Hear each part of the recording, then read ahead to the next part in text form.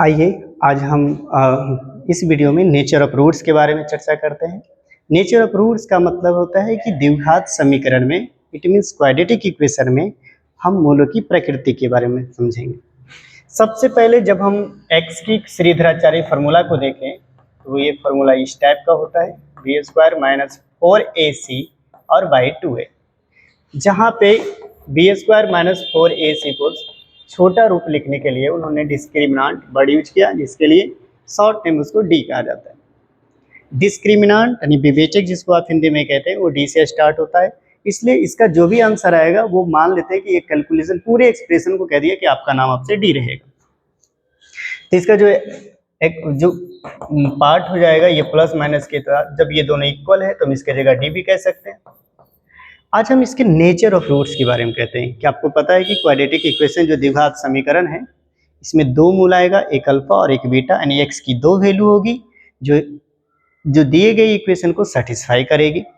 वो रियल भी हो सकती है यानी वास्तविक भी हो सकती है, अवास्तविक भी हो सकती है।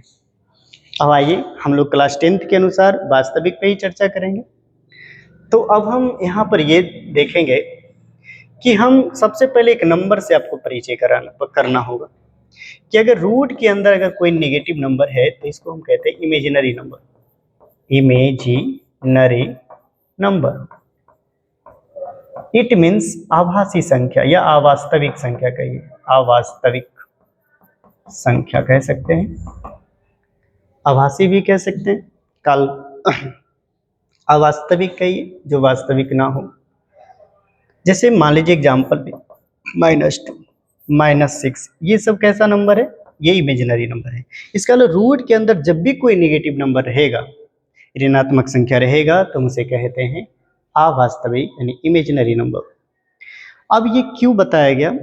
क्योंकि इसको समझने में आपको ये सुविधा मिलेगी, बस क्योंकि ये क्लास 11th में पढ़नी है तो हमें इस बात को थोड़ी सी समझ डेवलप करनी है कि रूट के अंदर नेगेटिव है तो इमेजिनरी नंबर होता है। अब हम लोग यहाँ पे सबसे पहले ध्यान रखें, एक नंबर लाइन पे तीन स्थितियां इसमें हो संभव है। ये 0 है, इधर अगर आप जाएंगे तो पॉजिटिव नंबर मिलेगा, अगर इस साइड आते हैं तो आप लोग को नेगेटिव नंबर मिलता है, क्योंकि यहाँ 1 2 3 इस टाइप का नंबर होता है। रूट में भी हो सकता है कुछ भी, -1 -2 ये सब नंबर होता है। इसका मतलब है कि अगर हम इसको सॉल्व करें यानी बी स्क्वायर माइनस 4ac को bac का मान रख करके और आंसर अगर इस साइड आ गया, यानी कि इसको कहते क्या है? डी, यानी डी यहाँ तीन स्थितियां हो सकती है, D greater than 0, D equal to 0 और यहाँ डी लेस देन 0। अब हम ये तीन स्थितियां क्यों हो सकती है? कोई भी संख्या या तो 0 से बड़ी होगी या छोटी होगी या 0 होगी, इसके अलावा और कौन से केस बन सकता है? और कोई केस नहीं बनेगा। तो हम तीनों केस पे 1 बाय 1 चर्चा करेंगे। अगर हम डी ग्रेटर देन 0 का मतलब है अगर हम ग्रेटर लेस में अगर कंफ्यूजन होते हैं तो हम इस बात को ध्यान रखेंगे, जिधर मुंह ओपन है उधर का नंबर बड़ा होता है। मान लीजिए ये बड़ा है, किससे बड़ा है? तो 0 से बड़ा। 0 से बड़ा अगर आप कॉमन सेंस लगाएं तो 0 से बड़ा होने का मतलब राइट साइड आना, राइट साइड का मतलब पॉजिटिव तरफ आना। इधर किसका नंबर मिलेगा? धनात्मक नंबर। इसका मतलब डी अगर धनात्मक होगा या डी ऋणात्मक होगा। अब देखो यहाँ से जी या तो डी बराबर 0 है, यहाँ से देखो 0 बड़ा है, इसका मतलब डी क्या है? 0 से छोटा। 0 से छोटा होने का मतलब क्या हुआ? ऋणात्मक में आना। तो तीन ही केस हो सकता है, 0, 0 से बड़ा और 0 से छोटा। तो हम सबसे पहले हम डी को ही क्यों चेक कर रहे हैं? क्योंकि मसला यहीं पे है। अगर ये नेगेटिव नंबर दिया तभी इमेजिनरी हो सकता है, अगर ये पॉजिटिव नंबर दिया तो इसको सोल्व करने पर जो आने वाला आंसर होगा वो हमेशा वास्तविक संख्या होगा। डिस्टर्ब सिर्फ रूट के अंदर नेगेटिव कर रहा है, तो रूट के अंदर नेगेटिव आएगा तभी हम इमेजिनरी कह सकते हैं, वो पूरे को इमेजिनरी बना देगा, नहीं वास्तविक। रूट के अंदर कोई भी पॉजिटिव नंबर आएगा तो ये वास्तविक संख्या ही कहलाएगा, सब सॉल्व करके कोई तो नंबर ही आएगा। तो इस केस में हम लोग इन तीन स्थितियों को चेक करते हैं। तो केस 1 अगर हम चेक करें यानी डी जब इक्वल टू 0, अब जैसे जैसे मान लीजिए x equal to -b/+ √d/2a है। अगर d 0 हुआ, मान लीजिए B square minus 4ac solve किए और आंसर 0 आ गया, अगर ये 0 आया तो आप इस बात से एग्री होंगे कि अगर ये 0 आया तो इससे कोई मतलब मेरा रहा नहीं, यानी जो आंसर आया x की वो -b/2a आया।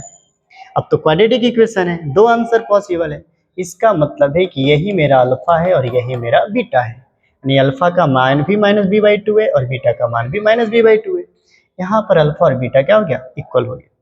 इसीलिए और डी का रूट के अंदर का मसला है नहीं, इसलिए वो वास्तविक रह गया। इसीलिए कहा जाता है कि जब डी इक्वल टू 0 होगा तो मूल समान होता है, मूल समान तथा वास्तविक होगा। वास्तविक इसलिए बहु क्योंकि रूट के अंदर कोई भी पॉजिटिव नंबर रहेगा, कोई भी नंबर है, सब वास्तविक संख्या है। बचपन से लेके जो आप क्लास 10 तक पढ़े सब वास्तविक संख्या है, रियल नंबर्स।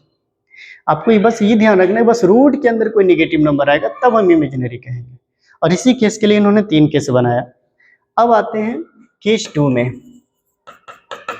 अगर d ग्रेटर देन 0 हुआ, d ग्रेटर देन 0 होने का मतलब धनात्मक नंबर, और अगर कोई धनात्मक नंबर आया तो -b प्लस माइनस रूट, मान लीजिए कि वो नंबर 5 आया, 2 है, तो आपको यहाँ ध्यान रखना होगा कि x की जो वैल्यू यानी अल्फा बराबर -b, एक बार अगर हम प्लस साइन सेलेक्ट करते हैं और एक बार मान लीजिए ये बीटा इक्वल टू -b, तो वही रहेगा, एक बार माइनस अगर साइन सेलेक्ट करते हैं तो जो अल्फा वही चीज प्लस में आ रहा है, वही चीज माइनस में आ रहा है।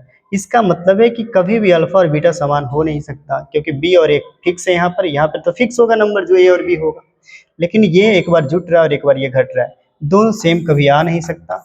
इसीलिए कहा जाता है कि यहाँ मूल असमान होगा, नहीं समान नहीं होगा, मूल असमान तथा वास्तविक इसलिए आएगा कि रूट के अंदर पॉजिटिव है तो उससे कोई टेंशन नहीं, क्योंकि वो वास्तविक ही है, तो मूल वास्तविक भी होगा। तो केस नंबर तीसरा है d लेस देन 0। अगर हम इसकी बात करें तो -b plus minus d less than 0 का मतलब क्या हुआ, इधर का मतलब नेगेटिव नंबर, और नेगेटिव नंबर हम जैसे ही बोले कि अगर नेगेटिव आया तो इसका मतलब है ये इमेजिनरी हुआ, और ये सब को इमेजिनरी बना दिया, अवास्तविक। इसलिए यहाँ कहा जाता है कि इसका क्लास 10th स्टैंडर्ड के अनुसार हम ये स्टेटमेंट दे रहे हैं, इसका कोई भी वास्तविक हल नहीं होगा, कोई भी वास्तविक हल नहीं होगा। हाँ, क्लास 11th में हम यहीं से स्टार्ट करते हैं, क्योंकि वहाँ पर इमेजिनरी नंबर को भी सॉल्व करने के लिए यूलर ने कुछ नियम बना दिए। Thank you. आगे हम इसी का ग्राफ पे चर्चा करेंगे, बहुत एक्सपेंडेड फॉर्म में करेंगे। आप बने रहिए वीडियो के साथ। धन्यवाद।